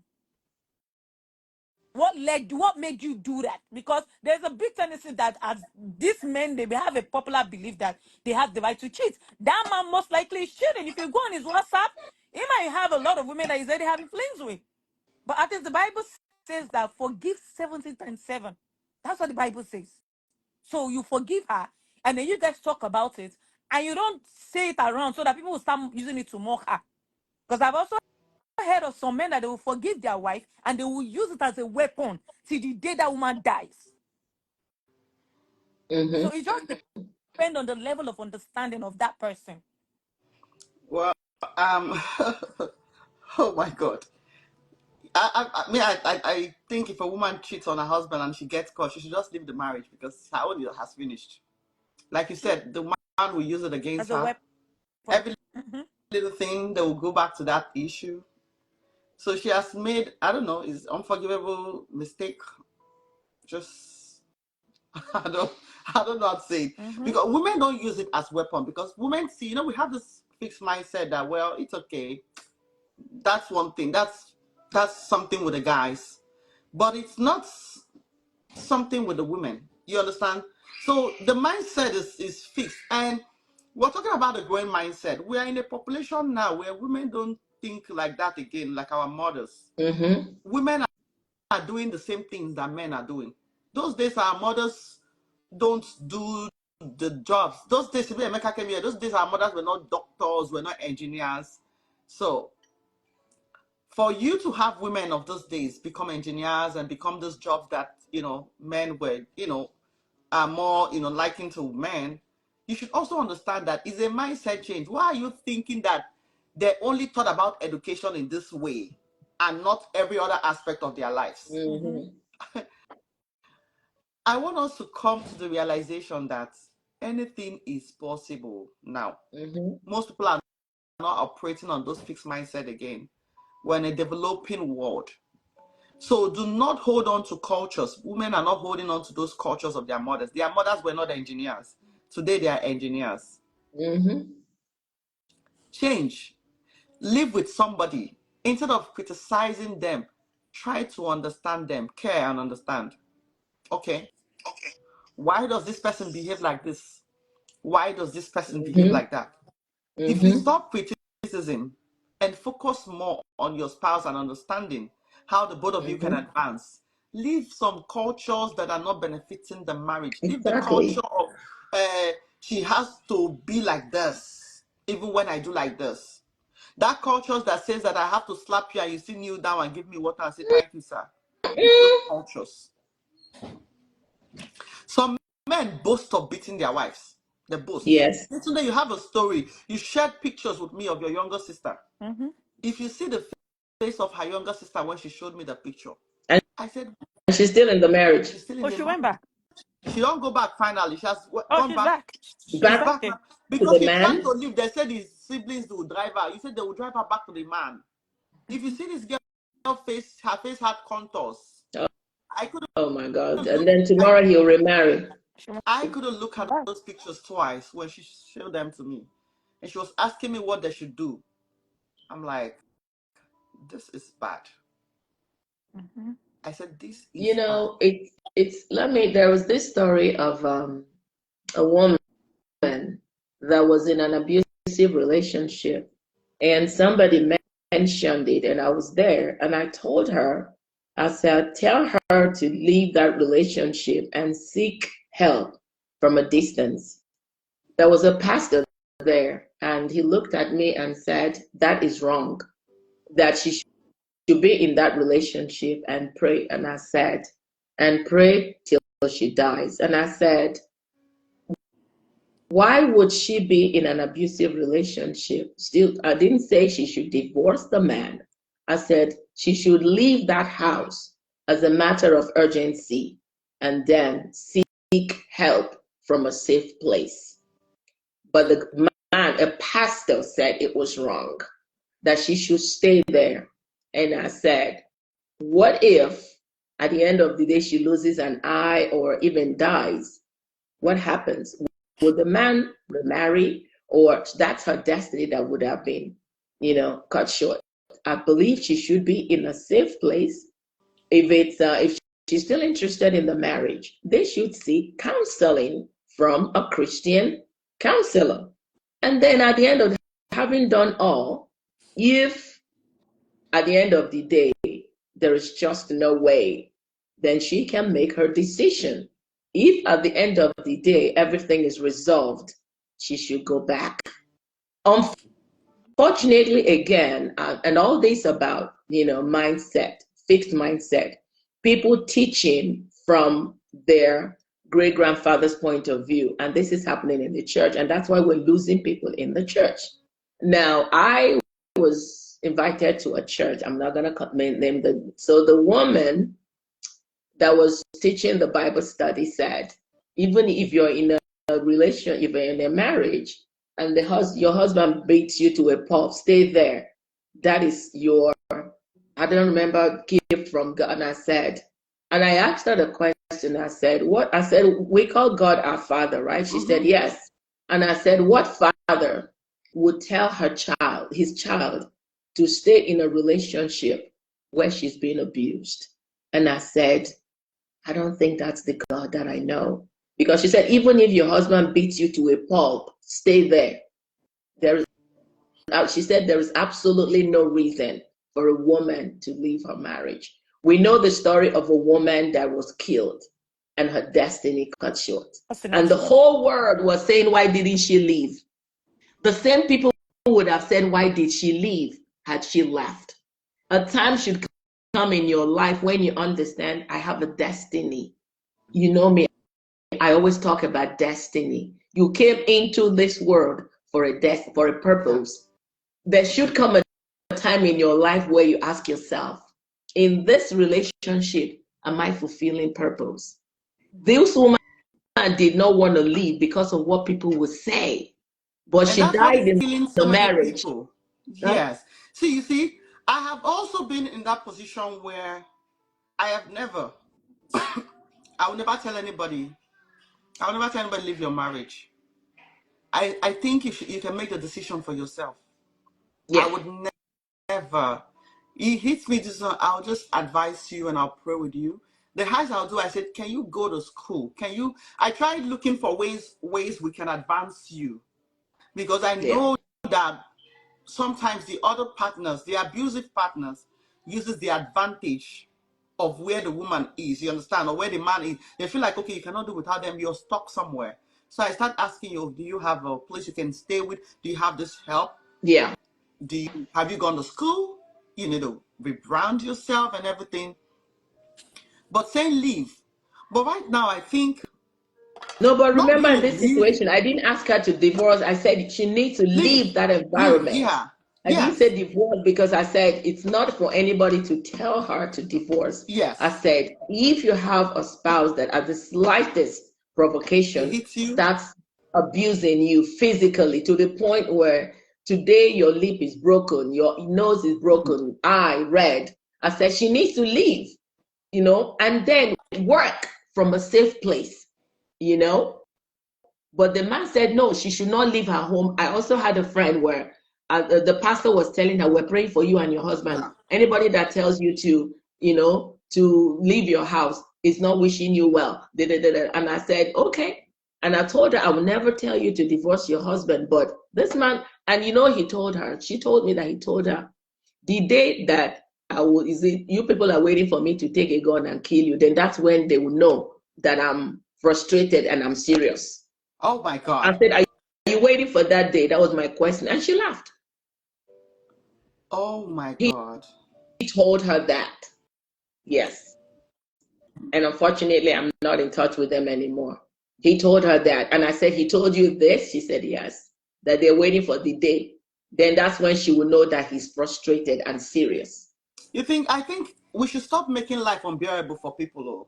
If you know you're not built to be married, please just go and stay. Exactly. Remain single. And I wanted Don't. to Exactly. Yeah. I wanted to say something. My mom and I, we had a fallout last weekend, and I'm gonna say this because I feel like parents have really failed their children. Mothers, I, I would say mostly children that don't have a father figure in their life, or maybe like selfish fathers that all they care about is the money. Some people see their female children as a bait. Like once they have a female children now, they're extremely happy because the bride ATM. price. Mm-hmm. So she called me on Sunday. She said she wanted to tell me something important. And I'm like, okay, so what is it? She's like, oh, I will talk to you around 10 p.m. I'm like, oh God, what happened? So she goes, you need to get married this year, before the end of the year. I'm like, excuse you?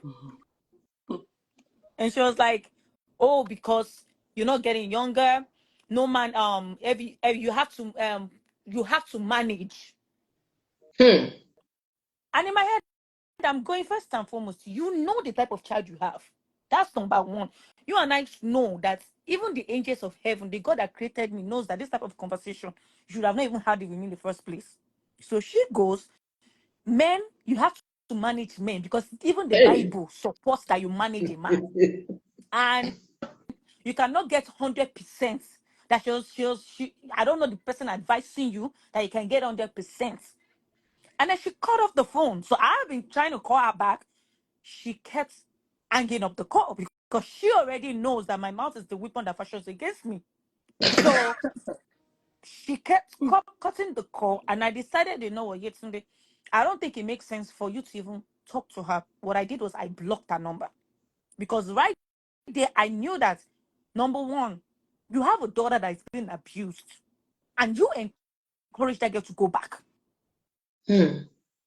When all this issue happened, I said, call me when the guy is around. I'm our first child. We're only two. Call me when the guy is around and their family, so they can know at least that this guy has someone. You Oh, didn't that your call me. sister you showed me, right? That Yes, was being abused by the ma. husband. Yes, ma. You didn't call me. You didn't say anything. You didn't even respect me or anything. You didn't even let me to even talk to them and ask them, okay, what is going on? Because I would have come in at least I'm not, I didn't grow up in Nigeria, quite all right. But at least there are questions I'm going to ask that will make me down and be like, okay, you know what? I need him to put this thing, what is sign an undertaker that you will not hit my sister again. I can't tell you not to be with him, but at least I want to make sure that you're secure. Mm-hmm. So when I called, you told me, oh, she's now at her husband's place. I'm like, After the beatings. after the beating, I'm like, no problem. So He'll beat now I feel her like, again because he knows nobody will say anything. and now I know when she called me and she was advising me that I should make sure that before the end of this year I get married, or she said communing, yeah, that's like she's no longer my mother if I don't not settle down. I'm like, Oh. Wow. once have you spoken, twice have I heard. I blocked straight off.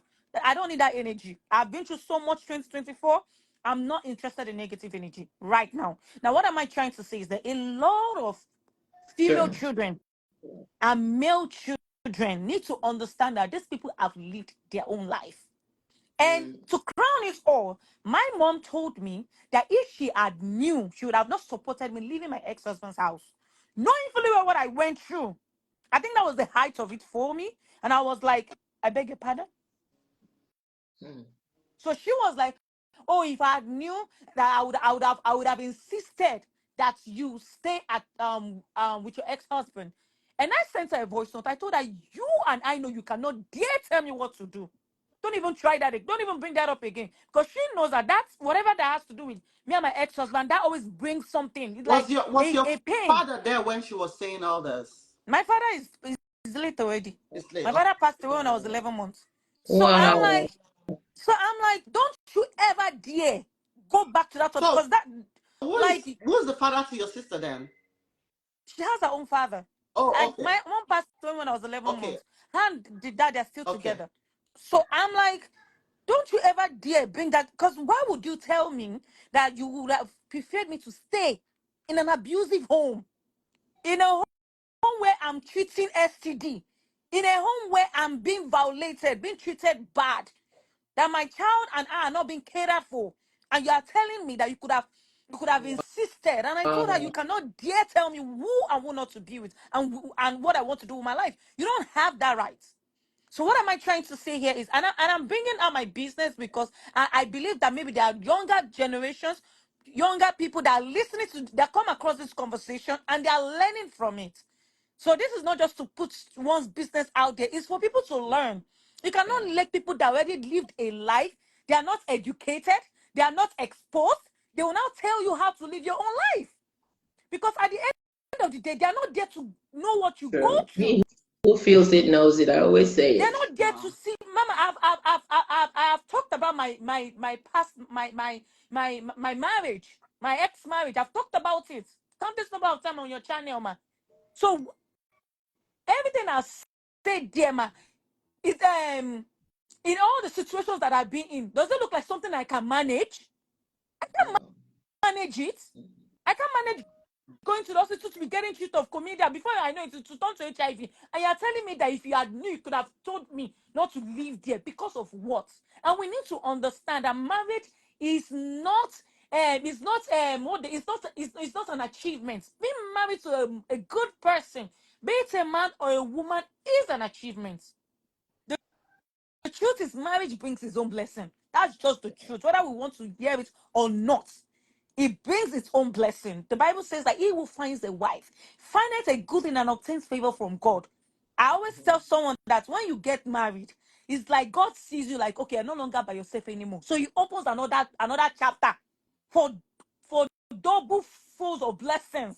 Before you know it, things starts to get better for you as a man. You will feel it you will feel that shift as a man. And me that I come into your life to bring forth blessing, you want to treat me like a second-class citizen? You must be goddamn crazy. You want to treat me as if I don't matter? You want to treat me as if I'm just one someone that you just pick from a motherless baby some and then you nurture? Even if they did, that's still a human. And that's the point. And I'm like, I told my mom, I'm like, first and foremost, you knew Mama, you know everything I went through last year, ma. I went through so much last year, and the only thing that you could tell me 2025 is to go and get married. Who does that? This year, back in the days, men will cater for all the women need. These days, these men are asking for 50-50. If not 80-20. The women will carry 80, they will carry 20. And they still want premium respect. Shouldn't you give the man premium respect even if you're bringing 80% of the home needs? Since we are going back to back in the days, man, since we are going back to back in the days, the men had the respect and everything because these men will provide. The land that our mothers were farming on were bought by these men. The homes they were living in were bought by these men. The men make sure that both the school fees and everything to nurture the children, it was being handled by these men. If we were to go back in the days, and like you rightly said, man, our mothers have zero knowledge when it comes to education. I'm talking about back then, no. They weren't exposed. And I believe that is why there are some men that believe that training a female child is a waste of money. We talked about that last week. Yes. Because when a lady get exposure, a lot of things changes. Your Change. mindset change. Everything changes. And you look at, okay, there are things that are not done right. There are some men that will tell you that no matter how good their women are, they will show a shege at the slightest provocation. There are some men that they already vow. That is their own destiny. That is what makes them a man. Someone told me, if your husband hits you, mistakenly hits me, I say he will mistakenly do 2 months in TDCJ. He would do what? He will mistakenly do 2 months in Texas Department of Criminal Justice. He will mistakenly do 2 months. What? He will Hold on. mistakenly If stay your in husband hits prison. you, you take him to Mistakenly. jail? By the grace of God, 911 straight. I will not even touch you. Who are you to touch me? Why use me as a punching bag? Why use me as a punching bag? The person said, if your husband mistakenly hits you, if he maybe one day he's angry and then he slap you, he throw something on you, I said no problem. He will mistakenly do too much in prison. Can I come in here? Can I come in here? I typically. Yetunde. That is Okay, I correct. typically Let don't me like. ask her a question, woman of God. What if Okay. it's your fault that triggered the man to hit you? Would you say, okay, because it's your fault and he hits you, or you will still take him to the CID or whatever, jail? This is me. And I'm a very, very critical and logical person. I'm someone that always believe in, because immediately I heard what happened between my sister and her husband. The first question I asked was, what did she do? It's not even about the situation. Now, it's not even about, oh, I see this thing. The first question I asked, I called, I said, Kiloshe, what did you do? There's no justice for beating someone. Do you understand, man? There is no justice at all for hitting someone. The first question I asked was, what did you do? Only for her to tell me something that makes zero sense. So now, like I said, man, now when we called, when I asked my mom, okay, do more investigation, what was I told? That the father of the guy used to beat his mother. Now his mother is no longer alive. Oh, now he now married someone else. Now the stepmother is not saying but that is how she got beaten from the day she was married till the man got tired. So there will be a time where you will no longer be beating her anymore. There's a tendency that you might be dead before you even get tired. But you see, this is why I know we can never be 100% you know, in asking questions and stuff like that. You see, but there are always red flags, red flags, red flags. Yeah. When you are dating someone, I always tell people, let's forget the fact of, I've always talked about the dangers in premarital intimacy, you know. But the thing is, once you're dating or courting somebody, whatever you choose to call it, and you engage in that, the dynamics of the relationship changes. That becomes the focus of the relationship. So some of the red flags that you may have seen, you miss them. But in that first 90 to 6 months of the relationship, the red flags are there. How does this person handle anger, provocation?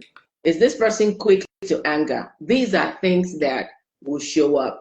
Yes, there are some things that, you know, because even as human beings, you can never know anybody 100%. But those subtleties you will see at the beginning. Is he quick to get angry? When he gets angry, how does he handle anger? How does he handle this? Is he mature when it comes to issues like this? In the first 6 months, you will notice that. Am I someone that, you know, or the man, am I, you know, this woman, you know, can I control myself when this happens? These are things, because as you're getting to know someone, you're also having checks. Okay, I noticed that he's a selfish person.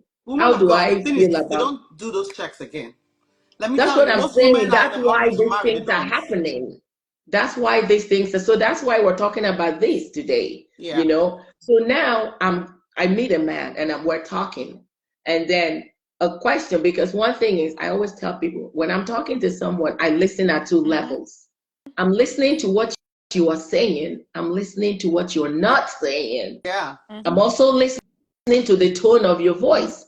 And when there is a lie, I know. So, but because I know what I'm looking for, I can tell if this man is quick to, when we are talking and you interrupt me, it's a check. This is a self-centered man. You're consistently interrupting me, which means my opinion doesn't matter to you. These are things I notice. I know this. How often do you ask me questions to get to know me? Or is it about me wanting me to know who you are, me wanting to know? I broke a relationship because of that, because I said, I'm not being heard in this relationship. This is a self-centered man. I can't cope. My nature is not, because I'm a selfless person. I can't be with a selfish person. But I noticed this within the first 3 months of the relationship. But if my mind is on, oh, he has a good job, oh, he's so cute, oh, he dresses well, I would have missed out on this. Oh, I need to get married. Exactly. You know, one of the problems is just like. But I wanted to know who this guy is. Now I saw those red flags. Check. I'm telling you. So when I now noticed, I said, check. He's a very, very check. Every time I'm talking, he will disrupt me. And then he doesn't even hear me. He'll ask me the same question that I told him yesterday. Check. At the end of the day, I made my conclusion. Now, coming back to what you said, 2 months, I'll call. That is what I was talking about, that people go into a second relationship with hurts that have not been healed. Because they will tell you, I will never go through this again. Remember, once you've done that, what have you done? It's a what? You have built. Remember? Yes. And the Bible said what? Now, when you use the word never, life and death will you do what? In the tongue. Never. And I promise you, a situation that will equal that thing will arise. These are words that we should be very careful of. I will never tolerate a man hitting me. So I will never. That, when you use what I'm trying to tell you, my sister, that's a word that when you use it, it's coming back. So you have people coming back. So it's now, what are they doing? They're not waiting. I'm waiting for him to hit me. I'm waiting for him, but it's in the subconscious. Why? Said I would never. They have not healed from the past. I've never prayed to marry the wrong person. Nobody prays for that. I ended up with it, and I do understand what you're saying, and that is why whoever it is that wants to date me, I tell them this is Yetunde, this is me. There was a guy I was talking to. I think so are you speaking from a place of, because what I'm trying to say is that this is already a wrong approach because it's negative energy. You can take it or you leave it, my sister. What I'm trying to say is what every human being has been through situations that they didn't pray for. Nobody will wake up in the morning and say, I want to be in an abusive relationship. No. But what I'm trying to say is you have that mindset. It's going to be a beautiful day. But is your day from the time you wake up to the time you go to sleep, is it going to be all beautiful? No. But you're not going to say, because I ask for a beautiful day, and then this happened, it wasn't a beautiful day. What I'm trying to say is that everybody wants the best for themselves, right? Now, something happens that is not exactly.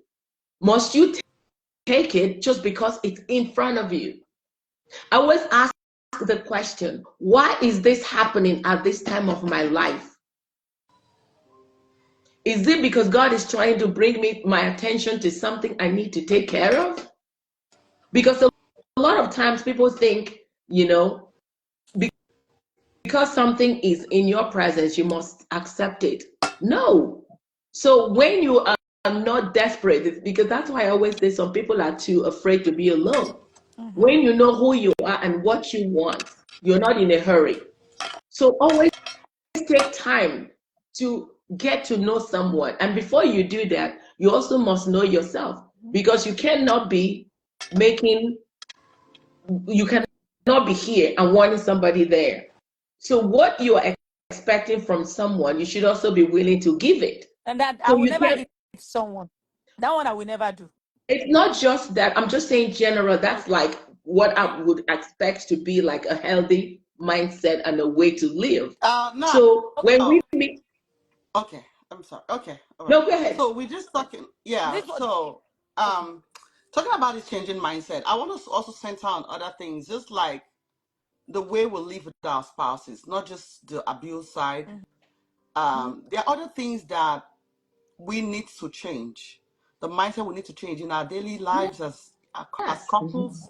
Part of those things are the things that the man expects only the woman to do. We've been here before. We've heard men say, not my job to wash plates. It's not my job to do this one. It's not my job. I think those are fixed mindset. Can you throw a little light on it, woman of God? Yes. Can we have a mindset where we don't think that this is only for you to do? This, I can do it if I'm opportune, and you can do it. It's not fixed. Yes. There's this. In terms of chores and all. Yeah.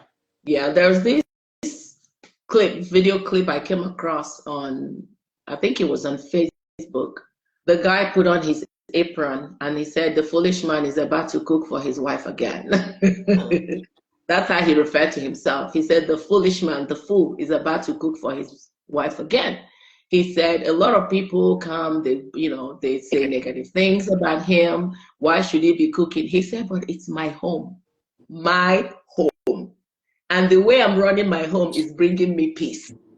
He said, I run my own business. I work from home. My wife works away from home. What says that I cannot cook for her? He said, the look on that woman's face when she comes home and sees there's food. He said, when she's happy, I'm happy. He said, it's my home. Why are you people worried? So when he now comes on, he'll go live, say to people, the foolish man is about to cook again. He said, a happy wife is a happy home. He's a good man. I saw somebody on the comment section where they said, women leave men that are good men. I said, can you please show us those good men? Let's go and marry them, please. Those True, I want one, just so you know. I'm looking. Please, show us the good men. We want to get married to them. Yes. Because where are they? Where are they? A good man and a wife lives. I don't think a woman will leave a good man. No. I don't. Then there must be something wrong with that woman. She needs her mind checked. Something wrong with the woman. Yes. So grossly wrong.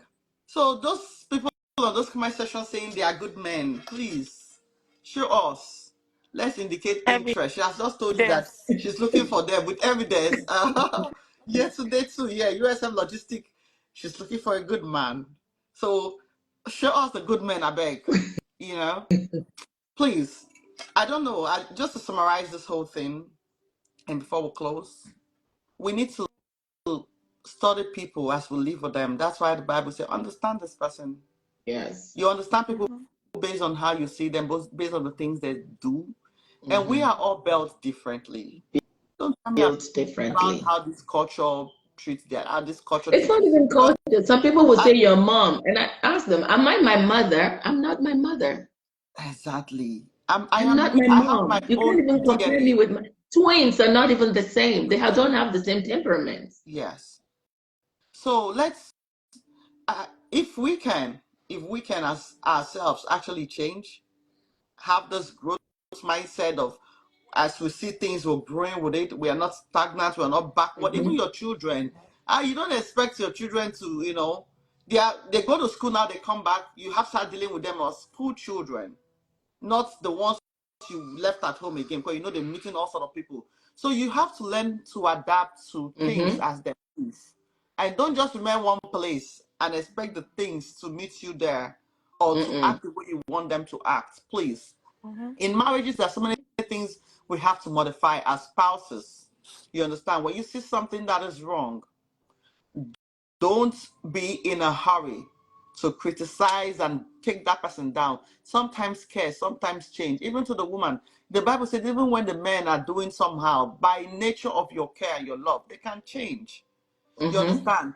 Change sometimes, comes in place, or change some. You can actually change people based on how you treat them. True. I'm telling you.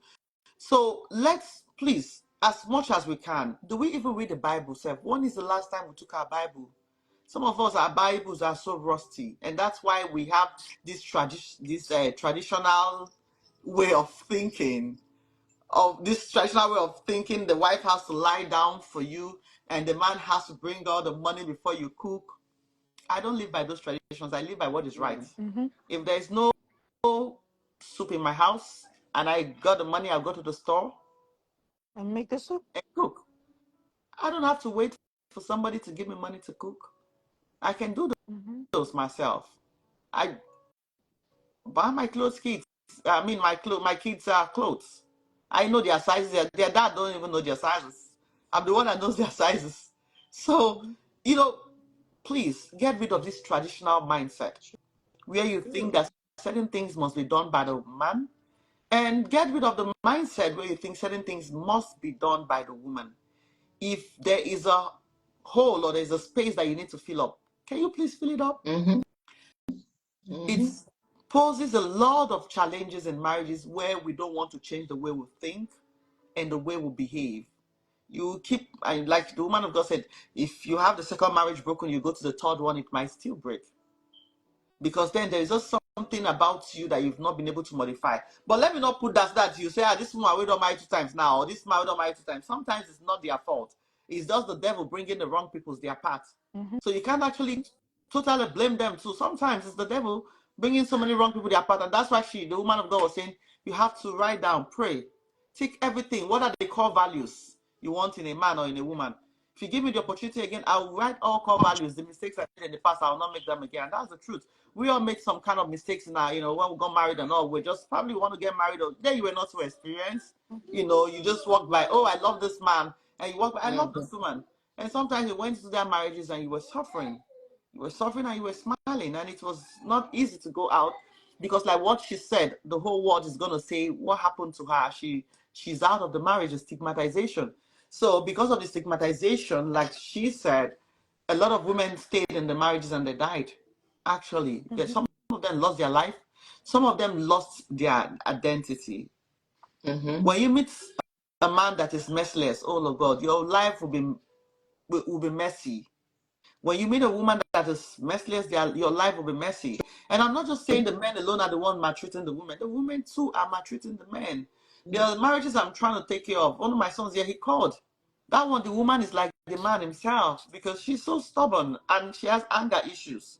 Now, don't get me wrong, he did things about 2 years ago. And he came out clean and said, okay, I'm sorry, I cheated, I did this one. Because you bumped into his privacy, you've not allowed him rest since then. And I spoke to her, I said, if I just close my eyes, I can just see that thing like, oh God, I'm shaking. I'm like, you need to open your eyes this time and stop closing it. If you close your eyes and you see the things it did and you can't, I said that you need to open your eyes and stop closing your eyes. If it's in the past, let it be in the past. Let the past die and be buried in the past. So some women, this mindset of I cannot forgive, oh, he has done this, or the mindset of you need to stop. Get rid of those mindset. Change. As you're seeing somebody now, follow them like that. If this person is changing, why not you change too? Why are you still holding on or holding them prisoner to what they did years ago? You know, if we can develop godly mindset, that's the kind of mindset I want you to develop. Because and compassion. Compassion. Treat people how you want to be treated. Yes. Then we'll have lasting marriages, though. And if yours is broken, it doesn't mean you're a bad person or the man is a bad person. It you means didn't know better. Not just find a common ground. Don't destroy them. If it's broken already, move on. You did not just find a common ground, but don't destroy the person. Remember, there's something the both of you are looking up to. If the man was bad to you, he's not bad to his children now. Only few men are bad to their children. Some are bad though to their children. I know. As I talk, I'm saying I say some are bad to their children. The hatred they have towards you, they transfer it to your children. Yep. But God will help. Because they see you in that child. Even at, in all this, let's hold on to what God says. Forgive, forget. Jesus Christ came and told the doubting Thomas when he was saying, I know, he said, look, this is where, put your hands here. It's where the nails were, He didn't say where they are. It was there. So sometimes we go through stuff that leaves a scar in our lives, but it shouldn't hurt. What makes you, or what makes you deal with the other person you meet in your life after a terrible divorce or a terrible heartbreak is the pains you still feel. It's not like the scar is not there. You still remember that, oh, they did this to you. But it doesn't hurt any longer. Jesus Christ still had his scars. Scars are scars. They're still there. They serve as a remembrance of what he went through. That's to prove to you that, look, I actually died on the cross. This is where the nails were. It's where the nails were. It's not where they are. And that's why he could. But what change did it bring? That's what you should focus on. What change did that bring? Exactly. How did the heartbreak, how did the terrible divorce make you better? Did you get worse? If you got worse, that's a problem. Did you get better? Did the thing bring any change to you? Everything you go through has to bring a change. Your pain should be a growth experience. If not, it's wasted. Good. Your nails should no longer hurt. The nails on your thumb should no longer hurt. If it hurts, you take it, you carry it to the next person. You have to leave it in your past. Learn to love and learn to be selfless. Don't be restrictive. This word you said, never. I can remember somebody used it, never, on somebody, and the person was like, how can you say never? I would like to say something, ma. Okay. I would like to say something. I've been so lucky that in my relationship, marriage and everything, nobody has ever hit me. And I'm someone that I'm always saying something that once I'm in a situation, I don't know how I'm going to react. But I believe my sister's situation made me realize that if a man should dare eat me, even with everything I went through, I didn't flinch. I just took it as it is the will of God. And I got myself out of that situation.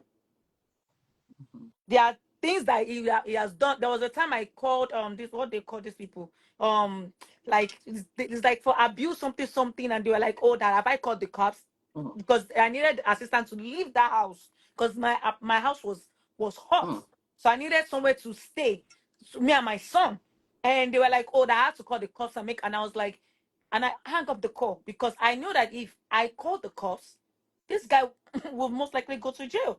There are some things that happen with my child that could have wanted me to call to take my son to the hospital, and I know that there's a tendency that after that hospital he will be handcuffed, and I did everything to put that situation down. Now what am I trying to say is the moment I realized that my sister was beaten, I unlocked the greatest anger in me, because what I could never imagine, I said it that day. And I said, never. That is so, everybody have a deal breaker. Everybody. And that is my deal breaker. I told my sister that day, I said, get boys to beat the devil out of him, so that next time, or call the car. I called my mom to go to the police station and report that guy. Because beating, anything can happen. See, you see, a man give you disease. If you find out that you have HIV, they have medicine for it. Beating, anything can happen. During that beating time, anything can happen. She can hit her head somewhere and she dies. That is it. Anything can happen. At that moment, I grew up seeing some people being abused, beat, and I know some people that passed away because of beating. Who are you to beat me? Did they put my cane in your heart to come and be beating me? So for me personally, that is a no-go area for me. And whoever it is that wants to be in a relationship with me, I'm gonna let you know, because that is something that I know very well that I might not be able to control. That is an anger that might bring us something that I might not even think of. Do you understand, man? So that's just me, because I was put in a situation whereby I realized, oh, this is the level of anger I can get to if I were to be the one to be. Imagine it's my sister, that's my blood. It's not even me that they hit, though. It's not me. And immediately I'm already calling people, looking for who can help me to get the police involved and everything. Like, what would he be? My sister? Do you understand, man? So I realized that really unlocked something that I never even knew I had in me. Men should learn to, this. You see this thing. That's why I say the way you want your sons and your daughters to treat their spouses is the way you treat their mother and the way you treat your husband.